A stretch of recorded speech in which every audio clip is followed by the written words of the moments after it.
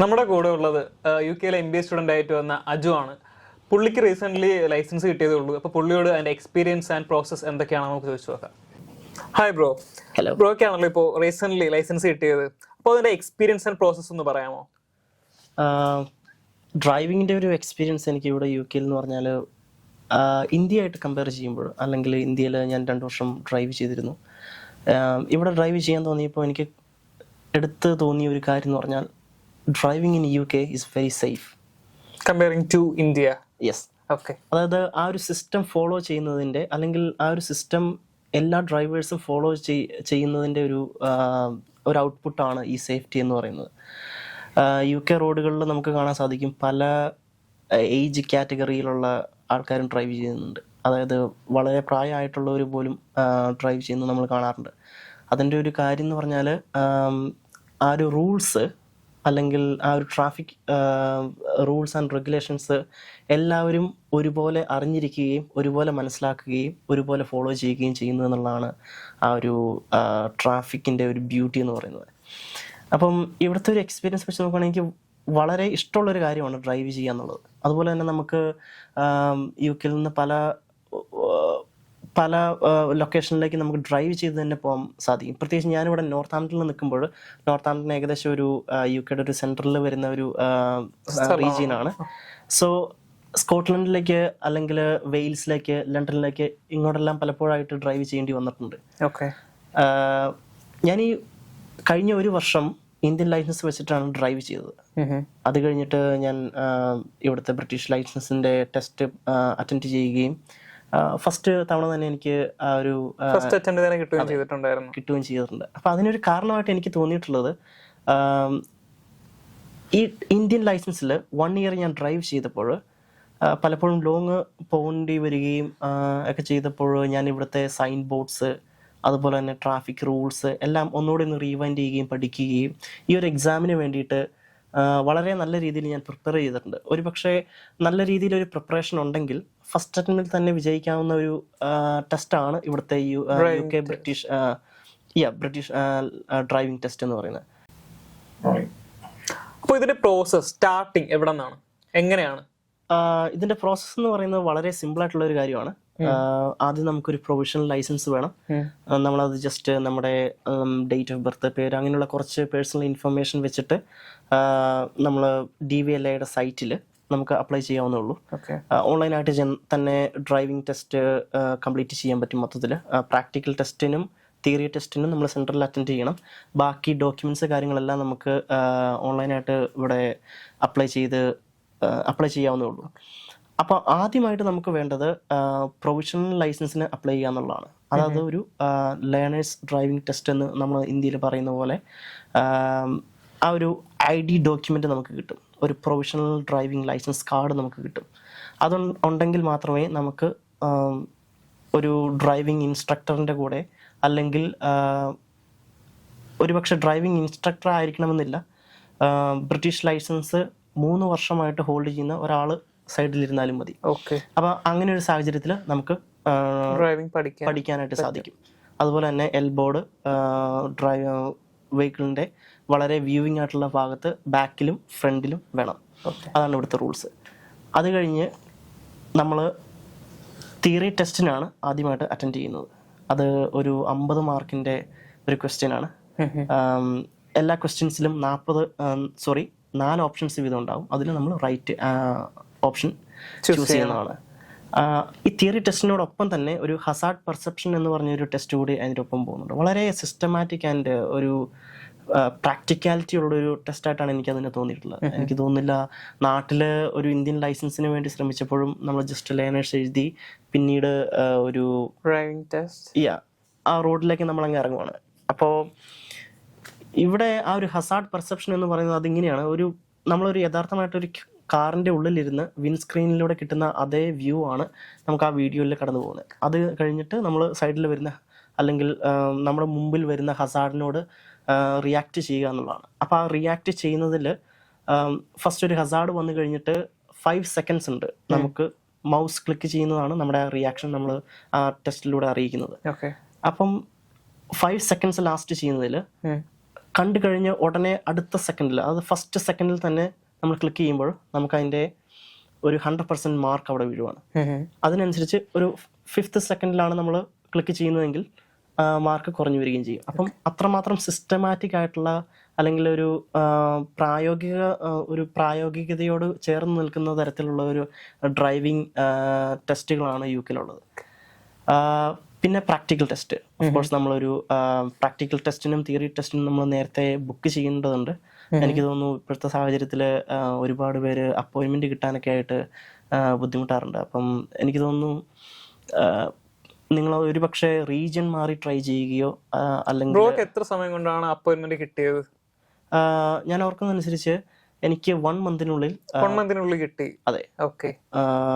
1 month കഴിഞ്ഞിട്ടുള്ള ഒരു അപ്പോയിൻമെന്റ് ആണ് എനിക്ക് പ്രാക്ടിക്കൽ ടെസ്റ്റിന് വേണ്ടിയിട്ട് കിട്ടിയത്.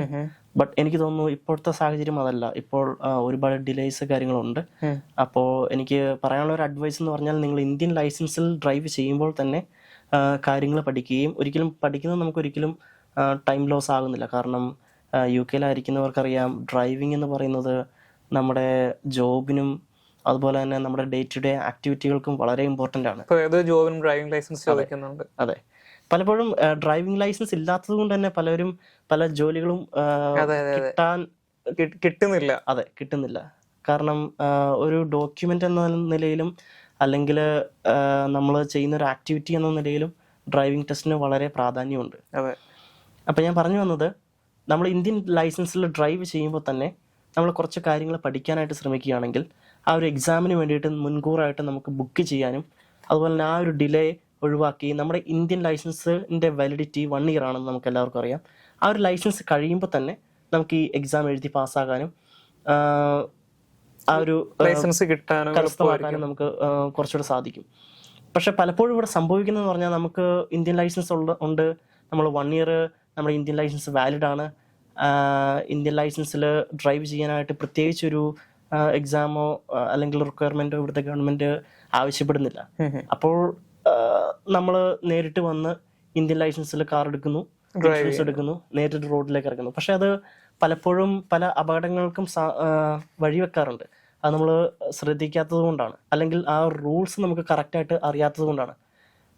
ഞാൻ ഈ ഇന്ത്യൻ ലൈസൻസിൽ ഡ്രൈവ് ചെയ്യുമ്പോൾ തന്നെ ഈ റൂൾസിനെ കുറിച്ച് പഠിക്കുകയും ഒക്കെ ചെയ്യുമെങ്കിലും ആ ഒരു പഠിത്തം എനിക്ക് സിസ്റ്റമാറ്റിക് ആയിരുന്നില്ല. ബട്ട് ഞാൻ ആ ഒരു എക്സാമിൻ്റെ ടൈം ആയപ്പോഴാണ് കൂടുതലായിട്ട് ഈ തിയറി കാര്യങ്ങളിലേക്ക് നോക്കാനായിട്ട് തുടങ്ങിയത്. അപ്പോൾ എനിക്ക് പലപ്പോഴും വണ്ടറടിക്കുന്ന രീതിയിൽ പല സൈൻ ബോർഡുകളും കാര്യങ്ങളും ഇതിങ്ങനെയായിരുന്നു എന്നുള്ള ആ ഒരു ചിന്ത വരാറുണ്ട്. അപ്പോൾ എനിക്ക് തോന്നുന്നു അത് പക്ഷേ നമ്മളത് അറിയാതെ പോയി ഒരു എന്തെങ്കിലും റോഡിൽ സംഭവിച്ചെങ്കിൽ എനിക്ക് തോന്നുന്നത് ഒരു കൾപ്പബിൾ ഇഗ്നോറൻസ് ആണ്. ബ്രോയുടെ അഭിപ്രായത്തിൽ ഇപ്പോൾ പലരും ഡ്രൈവിംഗ് ടെസ്റ്റ് ഫെയിൽ ആവാറുണ്ട്, പ്രാക്ടിക്കൽ ടെസ്റ്റ്. അപ്പോൾ ബ്രോയുടെ അഭിപ്രായത്തിൽ അത് എന്തുകൊണ്ടായിരിക്കും അങ്ങനെ അവർ ഫെയിൽ ആവുന്നത് പ്രാക്ടിക്കൽ ടെസ്റ്റിന്? എനിക്ക് തോന്നുന്നു തിയറിയൊക്കെ വളരെ നന്നായിട്ട് കംപ്ലീറ്റ് ചെയ്തിട്ട് പ്രാക്ടിക്കൽ ടെസ്റ്റിൽ വരുമ്പോൾ എനിക്ക് തോന്നുന്നത് ആ ഒരു അണ്ടർസ്റ്റാൻഡിങ്ങിൻ്റെ ഒരു കുഴപ്പം കൊണ്ടും പ്രാക്ടിക്കൽ ടെസ്റ്റിൽ കാൻഡിഡേറ്റ്സ് ഫെയിൽ ആവുന്ന കാരണം. അതിൻ്റെ ഒരു കാരണം എന്ന് പറഞ്ഞാൽ, നമ്മളിപ്പം മറ്റൊരു കൺട്രിയിൽ ഡ്രൈവ് ചെയ്തവരാണെങ്കിൽ, പ്രത്യേകിച്ച് ഇപ്പം നാട്ടിലെ പോലെയൊക്കെ ഒരു സാഹചര്യത്തിൽ ഡ്രൈവ് ചെയ്തവരാണെങ്കിൽ പലപ്പോഴും നമ്മുടെ മൈൻഡിൽ കിടക്കുന്ന കുറേ പ്രീസെറ്റ് ആയിട്ടുള്ള ഐഡിയാസ് ഉണ്ട്. ബട്ട് അത് നമ്മൾ തിയറിയിൽ വളരെ അണ്ടർസ്റ്റാൻഡിങ്ങോട് കൂടി പഠിച്ചെങ്കിൽ മാത്രമേ അത് മാറി വരുള്ളൂ. അപ്പം ഡ്രൈവിംഗ് എന്ന് പറയുന്ന ഒരു ഹാബിറ്റാണ്. അപ്പം നമ്മുടെ എക്സാമിനർ നമ്മളെ ചെക്ക് ചെയ്യുന്നത് ആ മൊത്തത്തിലുള്ള ട്രാഫിക്കിനെ, ആ ഒരു ട്രാഫിക് ഫ്ലോയിനെ അഫക്റ്റ് ചെയ്യാത്ത രീതിയിൽ ഇയാൾക്ക് സേഫായിട്ട് ഡ്രൈവ് ചെയ്യാൻ പറ്റുന്നുണ്ടോ എന്നുള്ളതാണ്. അതിനു വേണ്ടിയിട്ടാണ് സൈൻ ബോർഡ്സ്, അതിനു വേണ്ടിയിട്ടാണ് ലൈൻ ഡിസിപ്ലിൻ, അതിനു വേണ്ടിയിട്ടാണ് എന്തൊക്കെ ആറ്റിറ്റ്യൂഡാണ് ഒരു ഡ്രൈവറിന് വേണ്ടത് എന്ന് നമ്മൾ തിയറിയിൽ പഠിക്കുന്നത്. പക്ഷേ ഈ പ്രാക്ടിക്കൽ ടെസ്റ്റിലേക്ക് വരുമ്പോൾ അത് പലർക്കും ആ തിയറിയിലെ ക്വസ്റ്റ്യൻസ് ആയിട്ട് തന്നെ നിലനിൽക്കുവാണ്. അതിനപ്പുറം ഒരു പക്ഷേ അത് മനസ്സിലാക്കി പഠിക്കാൻ ശ്രമിക്കുകയാണെങ്കിൽ പ്രാക്ടിക്കലി ഉൾക്കൊള്ളുന്നില്ല, ഇല്ല, അതൊരു ഹാബിറ്റാക്കി മാറ്റുവാണെങ്കിൽ എനിക്ക് തോന്നുന്നു നമുക്ക് കുറച്ചുകൂടെ സേഫായിട്ട് ഡ്രൈവ് ചെയ്യാനും അബ്സല്യൂട്ട്ലി എക്സാം ജയിക്കുക എന്നതിലുപരി നമുക്കൊരു സേഫ് ഡ്രൈവിംഗ് സ്റ്റൈല് ഉണ്ടാവുക എന്നുള്ളതാണ്. കാരണം നമുക്കറിയാം ആക്സിഡൻസ് UK സംഭവിക്കുമ്പോൾ നമ്മുടെ ഇൻഷുറൻസ് നെക്സ്റ്റ് ടൈം വളരെ ഹൈ ആകുന്നു. ഇൻഷുറൻസ് എന്ന് പറയുന്നത് ഒരു പക്ഷേ നമ്മളിവിടെ പുതുതായിട്ട് വരുന്ന മലയാളികളും ഇന്ത്യൻസും എല്ലാം വാങ്ങിക്കുന്ന കാറുകളുടെ വിലയെ കഴിഞ്ഞും ബിയോണ്ടായിട്ട് പോകാറുണ്ട് ഇൻഷുറൻസ്. അപ്പം നമ്മൾ ആക്സിഡൻസ് മാക്സിമം ഒഴിവാക്കാനായിട്ട് ശ്രമിക്കണം for your safety and in terms of insurance. So എനിക്ക് തോന്നുന്നു ആ ഒരു പ്രാക്ടിക്കൽ ടെസ്റ്റിനെ കുറിച്ചുള്ള ഫുള്ളി അവയർനെസ് ഇല്ലാത്തത് കൊണ്ടാണ് ആ ഒരു എനിക്ക് തോന്നുന്ന ആ ഒരു ഫെയിൽ ആവാനുള്ള റീസൺ. അതെ, ഒരു പക്ഷേ ഇന്ത്യൻ ഡ്രൈവിംഗ് ലൈസൻസിൽ ഡ്രൈവ് ചെയ്തുകൊണ്ടിരുന്ന ഈ UK ഡ്രൈവ് ചെയ്തുകൊണ്ടിരുന്ന ആളാണെങ്കിൽ പോലും ഞാൻ പറയും അയാളുടെ ഡ്രൈവിംഗ് ശൈലി ഈ തിയറീനെ ആസ്പദമാക്കി മൊത്തത്തിലൊന്ന് പൊളിച്ചെഴുതേണ്ടതുണ്ടാവും. പക്ഷെ അത് ചെയ്യാതെ പോകുമ്പോഴാണ് നമുക്ക് ആ ഒരു എക്സാമിനർ നമ്മുടെ ഡ്രൈവിംഗ് കുറച്ചുകൂടെ അൺസേഫ് ആണ് എന്നുള്ളൊരു രീതിയിലേക്ക് വിലയിരുത്തുകയും ആ ഒരു എക്സാമിന് നമ്മൾ പാസ്സാകാതെ വരികയും ചെയ്യുന്നത്. ഒരു ഉദാഹരണം പറയുകയാണെങ്കിൽ UK റോഡുകളിൽ ഒരുപാട് സൈക്ലിസ്റ്റിനെ നമുക്ക് കാണാൻ പറ്റുന്നുണ്ട്. പെഡസ്ട്രിയൻസ് ഉണ്ട്. അവർക്ക് കൃത്യമായി നിശ്ചയിച്ചേക്കുന്ന ലൈനുകൾ ഉണ്ടാവും, ക്രോസിംഗ് ഏരിയാസ് ഉണ്ടാവും. ബട്ട് അത്തരത്തിൽ ഒരു ഇമ്പോർട്ടൻസ് ഗവൺമെൻറ് അവർക്ക് കൊടുക്കുന്നുണ്ട്. പ്രത്യേകിച്ച് ഏറ്റവും വൾണറബിൾ ആയിട്ടുള്ള ഡ്രൈവേഴ്സാണ് സൈക്ലിസ്റ്റ്. അപ്പോൾ ആ ഒരു പിന്നെ ഭയങ്കര വ്യത്യാസമായിട്ടുള്ള ക്ലൈമറ്റുകൾ ഇവിടെ വരാറുണ്ട്.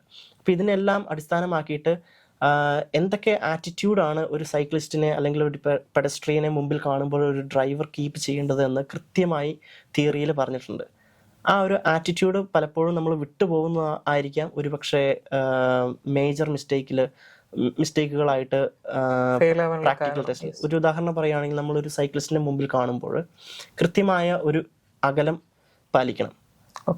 അതുപോലെ തന്നെ ആ ഒരു സൈക്ലിസ്റ്റിനെ നമ്മൾ ഓവർടേക്ക് ചെയ്യുമ്പോൾ ആ കൃത്യമായ അവർ നിശ്ചയിച്ചിട്ടുള്ള ഒരു റൂം അത് പല സാഹചര്യത്തിലും വ്യത്യാസം വരുന്നുണ്ട്.